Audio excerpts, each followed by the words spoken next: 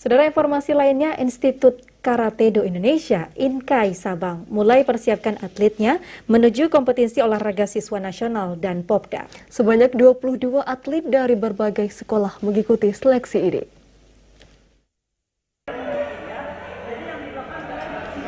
Institut Karate-Do Indonesia atau INKAI Sabang siapkan sejumlah atlet dari sekolah untuk dipersiapkan dalam sejumlah event tahun ini. Sebanyak 22 atlet yang mulai dipersiapkan, sebagian besar berasal dari SMA Negeri 2 Kota Sabang.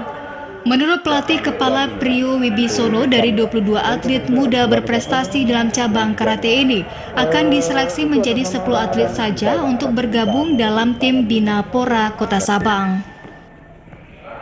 Prestasi Sabang sendiri untuk karate sendiri pada tahun ini termasuk si Rizky juga sudah mewakili Kota Sabang sampai ke tingkat provinsi ya Ki ya? Ya. Sampai ke tingkat provinsi Bapak.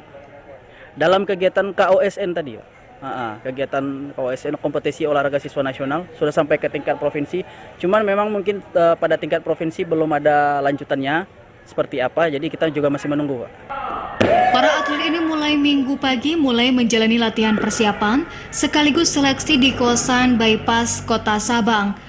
Prestasi atlet karate Sabang selama ini sangat menjanjikan, terutama di nomor kata dan komite, dan mampu berbicara di tingkat provinsi dan nasional. Salah seorang atlet muda karate Sabang, Rizky Syawaliyah, mengungkapkan rasa optimis dan dapat meraih prestasi tertinggi pada seleksi ini. Ya kayak biasa Pak, setiap kali latihan nggak lama, cuman sejam gitu. Banyak Pak, udah SN, Cup provinsi, juara 2, ini kejuaraan gubernur, juara 3. Pada masa pandemi, latihan dan seleksi para atlet karate sempat terhenti karena kondisi. Namun belakangan ini, kegiatan olahraga mulai kembali menggeliat seiring event-event yang akan digelar, seperti kompetisi olahraga siswa nasional, Prapora, Pekan Olahraga Pelajar Popda, maupun Pekan Olahraga Aceh Pora tahun depan. Dari Sabang, Mahfud TV Raja melaporkan.